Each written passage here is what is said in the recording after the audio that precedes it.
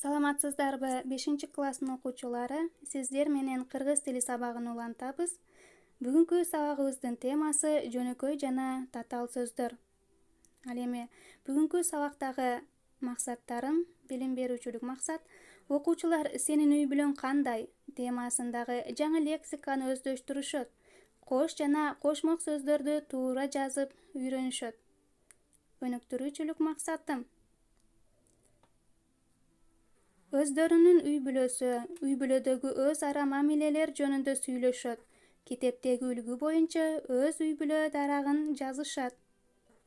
Тарбия берүүчүлүк максатым жет атасын кантип айтаары жөнүндө маалымат менен таанышышат. Өздөрүнүн үй бүлөлүк дарагынын маанилүүлүгүн түшүнүшөт. Анда эмесе балдар, эсиңерге сактап калгыла. Жалаң гана уңгу түрүндө турган же мүчөлөр улануу менен жасалган сөздөрдү жөнөкөй сөздөр дейбиз. Ал эми эки же андан көп сөз айкаштарынан туруп бир лексикалык маанини билдирген сөздөрдү татаал сөздөр дейбиз. Жөнөкөй жана татаал сөздөргө мисалдарды келтирели дагы, бири-бири менен салыштырып көрөлү. Анда эмесе жөнөкөй сөздөргө мисал: бала, ата, үй, бактылуу. Ушул эле сөздөр татаал сөз болгондо бала чака, ата эне, үй бүлө,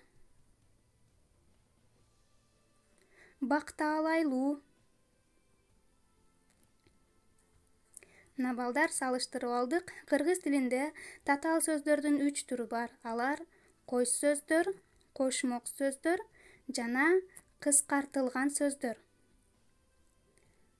Кош сөздөр жуп-жубу менен уйкаш айтылып, бир маани берген татаал сөздөр. Мисалы: ата эне, бала чака, кызыл тазыл. Ал эми кошмок сөздөр эки же андан көп сөздөн туруп, бир гана маани туюнткан татаал сөздөр. Мисалы: айыл чарба, өнөр жай, темир жол.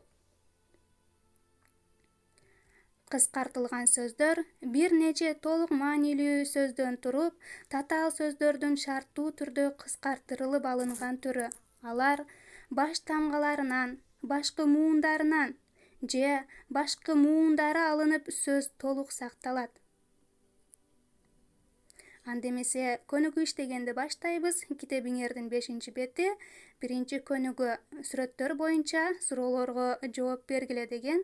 Төмөнкү сүрөттөр боюнча суроолорго жооп жазабыз. Анда эмесе 1 суроо: сүрөттө кимдер тартылган? Алар кандай? 2 суроо: алар эмне кылып жатышат? 3 суроо: алар бактылуу үй бүлөбү? Эмне үчүн? Төмөнкү сөздөрдү колдонобуз. Кам көрөт: бактылуу ата эне, апасы менен атасы, апасы менен баласы, чоң апасы менен чоң атасы, жакшы көрөт, бактылуу үй бүлө. Анда эмесе кийинки көнүгүү: төмөнкү суроолорго жооп бергиле. 1 суроо: силер үй бүлө дегенди кандай түшүнөсүңөр? 2 суроо: атаңдын атасы сага ким болот? 3 суроо: чоң атаңдын атасы сага ким болот? 4 суроо: сен чоң атаңа ким болосуң? Ушул 4 суроого жоопторду жазабыз. Анда кыргыздарда жет атасын билүү милдети бар. Анда биз жет ата кандай аталары жөнүндө билип алсак: 7-атаң жете, 6-атаң жото, 5-атаң куба, 4-атаң буба, баба чоң атаңдын атасы, чоң ата атаңдын атасы, ал эми ата өз атаң. Ал эми сен өзүң бала, небере балаңдын баласы, чөбүрө неберенин баласы, кыбыра анын баласы, 5-муун тыбыра, 6-муун чүрпө, ал эми 7-муун урпак.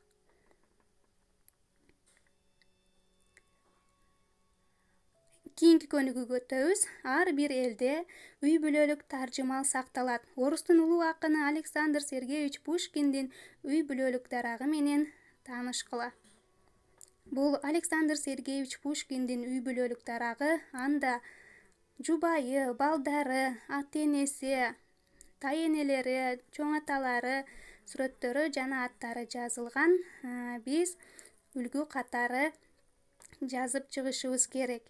Мисал үчүн Александр Сергеевичтин атасы Сергей Львович.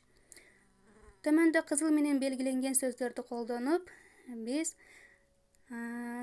Александр Сергеевичтин үй бүлө дарагындагы үй бүлө мүчөлөрүн ажыратып чыгабыз. Балдар, таблицага көңүл буруу менен карасаңар, бул жерде ким жубайы, ким балдары таап алганга кыйналбайсыңар.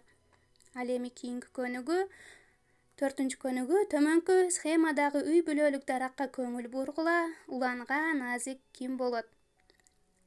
4-көнүгүүнү иштейсиңер, дептериңерге жазасыңар. Анда сиздерге үйгө тапшырма 7-бет 5-көнүгүү. Мында силер сүйлөмдөрдү толуктап, өзүңөрдүн үй бүлөлүк дарагыңарды түзүп келесиңер. Ушуну менен бүгүнкү сабагыбыз соңуна жетти. Сиздер менен Ош шаарындагы номер 46-орто мектебинин кыргыз тили жана адабият мугалими Инатилла кызы Дилкумар болду.